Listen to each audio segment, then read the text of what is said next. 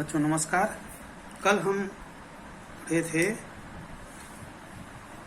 Part 3 Helen Keller. इसके भाग 1 को पढ़े थे, आधा को पढ़ लिए थे, अब आधा को आज पढ़ लेते हैं।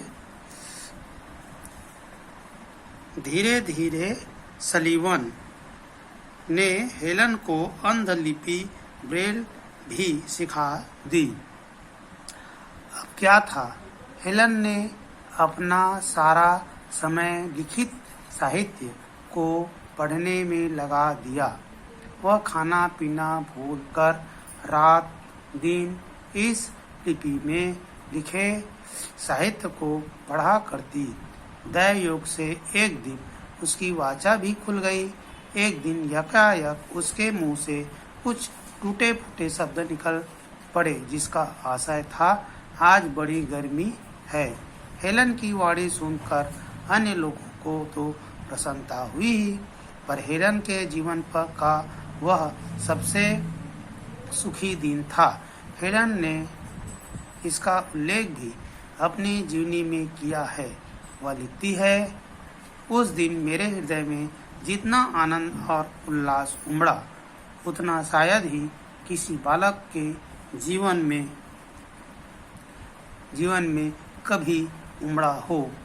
इस अध्ययनशील बालिका ने घर की पढ़ाई पूरी करके अपनी शिक्षिका की सहायता से कैम्ब्रिज स्कूल में प्रवेश किया।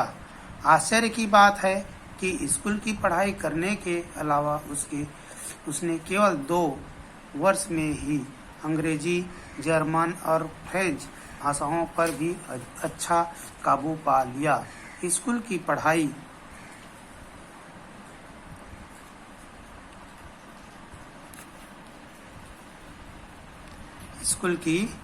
पढ़ाई पूरी करके हेलन ने कॉलेज में प्रवेश किया।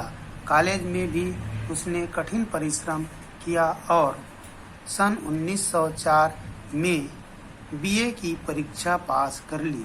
उल्लेखनीय बात यह है कि परीक्षा में हेलन प्रथम श्रेणी में पास हुई। पढ़ाई पूरी करके हेलन ने लिखना शुरू किया। ब्रेल लिपि में उसने मेरी आत्मकथा आदि एक के बाद एक पूरी 9 पुस्तकें लिखी। ये पुस्तकें विश्व साहित्य की अमूल्य निधि है। हेलन को प्रकृति से बड़ा प्रेम था। यद्यपि वह बसंत के खिले फूलों को और लहरों पर थिरकती चांदनी को देख नहीं सकती थी, पर उनका मन ही मन अनुभव अवश्य करती थी। प्रकृति उसे कैसी लगती है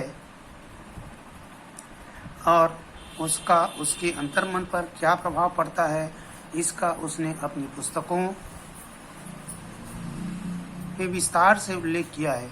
हेलन को नाव खेने, तैरने और घुड़सवारी करने का भी शौक था। वह शतरंज और ताश भी खेल लेती थी।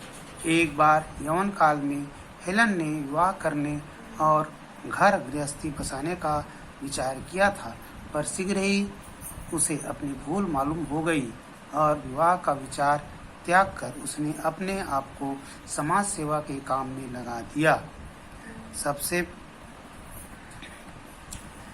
सबसे पहले उसने अनाथालय के अंध बहरे बच्चों की सेवा करने का काम शुरू किया। फिर मिल्टन अंध सोसाइटी नामक एक सोसाइटी कायम करके अंधे विद्यार्थियों के लिए ब्रेल लिपि में उपयोगी साहित्य प्रकाशित करने की व्यवस्था की। इसके पश्चात हेलन ने विश्व यात्रा प्रारंभ की। पहले उसने यूरोप की यात्रा की, फिर वह ऑस्ट्रेलिया, कनाडा, मिस्र, जापान, दक्षिणी अफ्रीका, भारत इत्यादि देशों में घूमी। उसकी यात्रा का एकमात्र उद्देश्य था विभिन्न देशों के अंधे बहरे लोगों के जीवन में आशा और उत्साह का संचार करना। वह इस पवित्र उद्देश्य को लेकर जहाँ कहीं गई, उसका यथेष्ट आदर हुआ।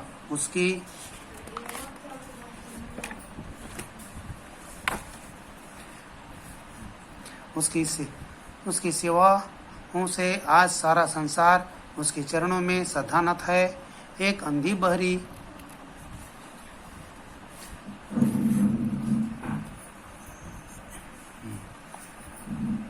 अंधी बहरी महिला इतना सब कर सकती है, यह बात आसानी से समझ में नहीं आती।